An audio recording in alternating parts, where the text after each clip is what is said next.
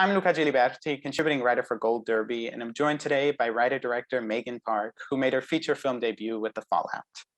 So Megan, I read that you, being a Canadian, almost stopped you from writing this script, which tackles what is mostly, if not entirely, an American issue.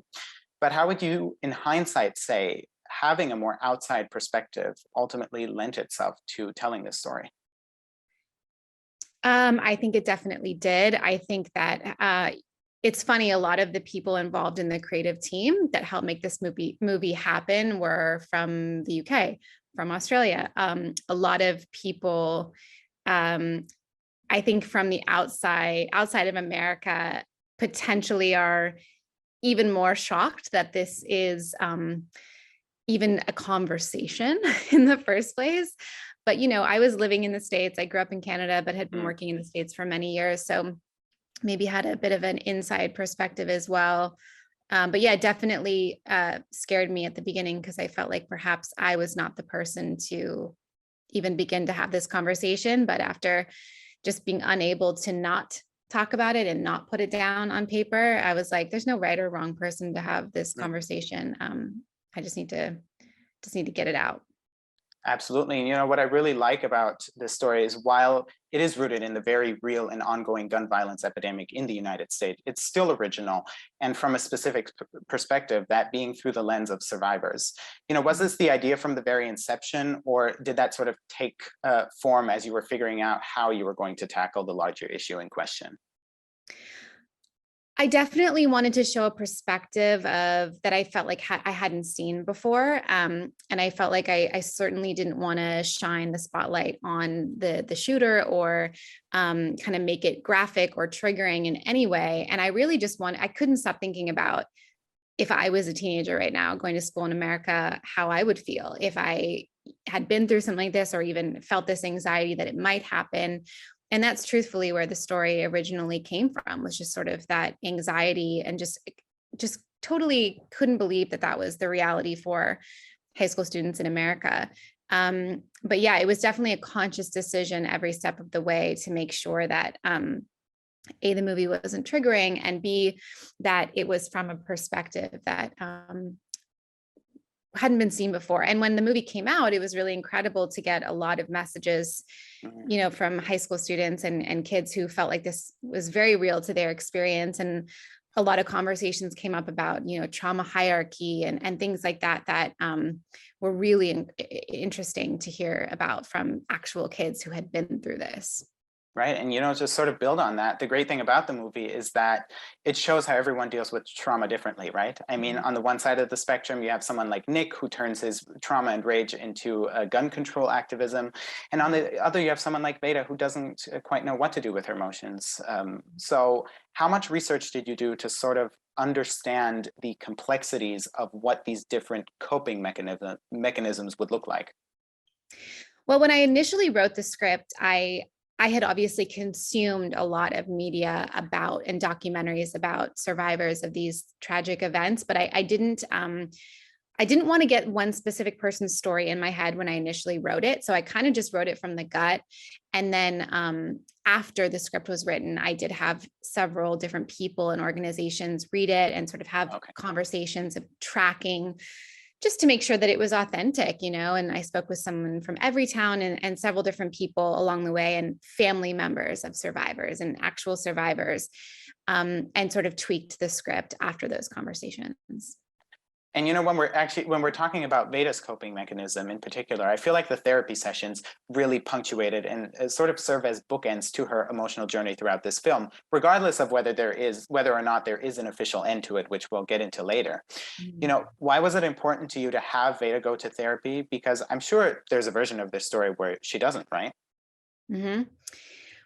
I absolutely. I mean, I think probably more people's experience is that they don't end up in therapy, but I did want to give people some kind of tools to kind of help them navigate their potential experience. And I think therapy, if you are, able to access it, I think is such an incredible resource. And I wanted to show a more accessible side of that for young people that would hopefully encourage people who might be afraid of it, or just show kind of some of the benefits to therapy, but obviously also recognizing that not all people have the luxury of access to it. But I think if you do, it can be extraordinarily beneficial. Mhm. Yeah, absolutely. And I really like what we see in those therapy sessions, and especially at the beginning when Veda can't really address her emotions, and then toward the end she slowly can, but she still holds it back a bit. And we'll certainly get into that a bit. Um, Yeah, not all therapy sessions are perfect, and you don't always walk, they're messy and they're awkward, and that's life. And Shay and I actually have the same therapist in real life, right. which is That's funny. so So I interesting. think we were very much channeling the same energy. Oh, I really like that. She's really, really great in that role. She Yeah. truly is. And then, Yes. in regard to Mia, what really struck me is that she's processing so much of this all by herself. I mean, unlike Veda, she doesn't have her parents there. She has no Yeah. siblings. She's all alone in this big house. The only Mhm. person she really has then is Veda, whom she didn't even have before the shooting. So Mhm. talk about crafting that character and what her life might have been like before the shooting. I mean, I really wanted to explore trauma bonds, and that was sort of how that relationship came to fruition. But I think also Mia you're getting to explore somebody who's, very different on the surface than who they actually are, which I think is always an interesting character to explore, and interesting for Veda to kind of, I think Mia forces Veda to come out of her shell a little bit, whereas usually with her other friends and with Nick, she is the Mia, more quiet, more reserved, but the Mia dynamic forces her to sort of express herself in a way that is unique to other people in her life, which I thought was interesting to explore. It really is, and that's actually a perfect segue because we do have this friendship slash relationship between Veda and Mia that forms in the aftermath of the shooting. So, building on what you already said, what would you say they provide each other with that was previously missing in their lives? I think a lot, but I think more than, I think these two women will probably, if like they had met in college, been great friends as well. I think just under the very unique situation of high school and the hierarchy, like they just didn't, hang out in the same friend group. But I think when you go through a situation like this with another person in such an intimate way as it unfolds in this film, you can't help but sort of have like a shared bond or experience. It's so unspoken, and um, that's really like the interesting thing to watch between them is I think neither one of them have the words to express why they even want to hang out, but there's just sort of this urgent desire the entire film to be together as they continue in two very different ways to kind of understand what happened. And I think that, and at the times the relationship even turns a bit romantic and is just Yeah, confusing and kind of what all those emotions and feelings are.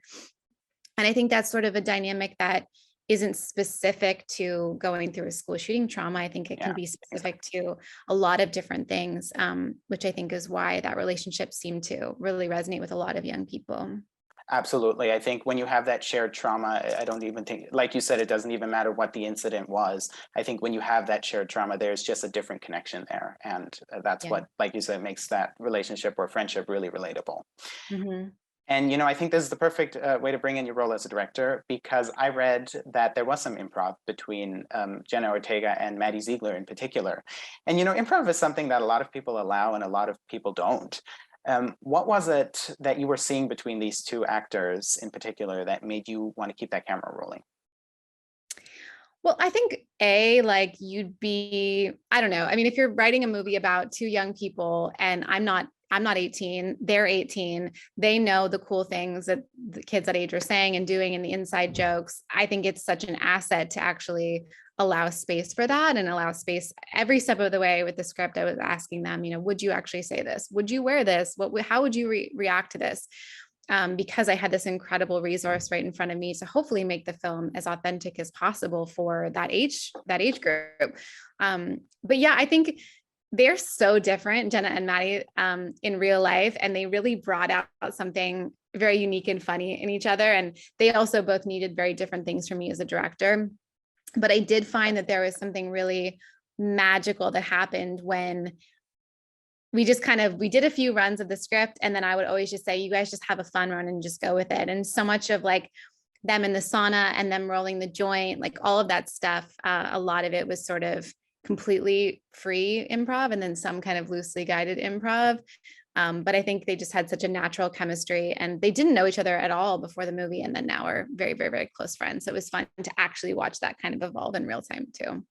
Yeah, right. And I think that really translates in all the best ways possible, because like you said, it really feels like such a natural relationship, and it just makes those scenes even more enjoyable to watch. There was so much more too. I mean, I could have made like 30-minute reel of just improv and scenes we had to cut, but they had a lot of fun. That's great. And you're an actor, so I assume you've received a ton of constructive and deconstructive direction in your career. How would you say being an actor helped you in the process of talking to your actors and getting them ready for some of the film's most emotional and traumatizing scenes, especially?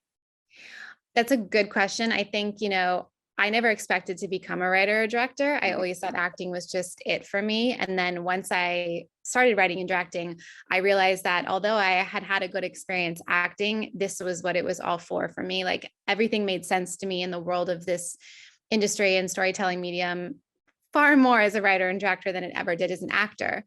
But I never would have gone to film school. I grew up in a house without a TV. I'm not like a film buff, but I had sort of this incredible education. I've been acting professionally since I was 15 or 16, in working with actors and working with all different types of directors and all different personalities of actors and methods and things. So it has benefited me so much, I think, I hope, in that I can really quickly figure out what an actor needs and what they don't need. And that has really worked in my favor so far, I think. And I just have I'm not like afraid of talking to actors, Yeah. and figuring that out, which I think some people can kind of be intimidated by. And I really enjoy it. I really enjoy that part of it. But I think that was really essential in figuring out and how to set the tone for not only the fun improv scenes and how to allow space for that, but also certainly for the more difficult scenes and the Mhm. emotional scenes, because that's not just like when the camera's rolling, that's setting the tone Exactly. for in between scenes for the whole day and for the build up, the rehearsal before. There's a lot that goes into that and figuring out how to make that hopefully, go off as smoothly as possible. Absolutely. And that's a perfect segue, because obviously, the most traumatizing scene is the actual shooting, which we don't actually see, but we do see Veda, Mia, and Quentin hiding in the bathroom stall, and we get a real sense of the absolute horror of that situation. Mhm. I know this was filmed toward the end of production, actually. So walk me through the process of getting your actors ready for that scene and how you wanted to frame it. I always knew, I think in film, you have an idea of how a scene is going to look and then you get there on the day and everything changes. And that's kind of part of the beauty of it. And you just have to be flexible. But with that scene, there was certain things I knew that had to be a certain way. And luckily that was a pretty controlled location, a bathroom stall. So Yeah. we did actually have the control. But then again, you're also like, you don't know how the performance is actually going to be on the day. And there's variables still. There was it was COVID. We shot the movie September 2020. So it's just like COVID pre-vaccine. So we actually didn't get there was no like in person in the room, all of us working on these scenes together ever, the entire movie. There was no table read. There was none of that. But Jenna and Maddie and Niles and we spent a lot of time individually talking about the scene. And then honestly, we shared some videos and some resources. If you want to see them, they're really horrendous, but sort of like Snapchat videos that kids have taken during shootings, like from inside the classrooms and stuff. It's more the audio, nothing graphic, but just Yeah. for them to understand the sounds that might have been happening in that hallway was something that we did share with each other before. And then we were just really careful as a crew and the producers and I to curate an environment that was like really safe and really triggering and open if anyone needed breaks, because it was obviously like a really emotional scene to film. But we really just I also tried to not make them do that a million times. So we Yeah. broke it up in terms of like the actual really difficult part was one day and then everything else in the bathroom another day. So it was just being really respectful and a lot of conversations before. And then the actors are incredible in this movie and they delivered far beyond anyone's expectations. So that was never an issue or a conversation. Everything went as planned. So. Well, that's great. And when I read that it was filmed toward the end of production, my first thought was, oh, that must have been extremely difficult. But thinking about it, must have been helpful in some way to already be familiar with these actors and their sensibilities at that point, right? Yeah, I mean, after 15 seconds of working with Jenna on the first day, I was like, cool, this girl's a literal genius. Like the movie is safe in her hands. And then when Maddie came in and Now's when I got so lucky with these actors. I mean, just unbelievable talent. So I certainly was not worried about that going into it at all. But yeah, it was difficult actually having that scene at the end of the shoot because it was actually far more emotional and traumatizing to watch back than I even imagined. And I had wished only that I had known that for some of the scenes that I had filmed that were supposed to be right after the shooting, because in my head, I had pictured it to be about 70% as awful. And that sounds really weird as it actually was, but it really just ended up being so emotional and so scary. Mm. And that we did have to tweak that a little bit in the edit to make sure that that felt like it tracked properly. So that was like a little bit of a logistical thing, but hopefully like we were able to do that in the edit. So. Oh, absolutely. I mean, I think the transition, I guess, is what you mean, is it's really, I think it's perfect. It really is. And on a final note, I would like to talk about how Veda's journey ends in the film, in that it doesn't, as Jenna punctuated when I spoke to her a few days ago. So to wrap things up, talk about where you make that final cut and why you made it specifically there. I had a lot of people push back on me on that ending. And I knew there was no way this movie could ever end any other way, because this is not a problem of the past, as we all know. This is currently a problem. Currently, I think I just saw a statistic that more children die. The number one way that children die is by school shootings. So for Veda to be triggered and reminded that this problem is not over was like the most important message for me to leave the audience with, and to see how this trauma will never leave her. It will never leave any of these children. And this is something that is so horrifyingly relevant. And that was sort of my way of doing that. Yeah, absolutely. I mean, tying things up in a knot would have been just completely dishonest, and Yeah. turn the movie into something that it does not want to be, I would say. 100%. So yeah. Megan, thank you so much for taking the time today. It really was such a pleasure to speak to you about this film. Thank you so much. Thank you for having me.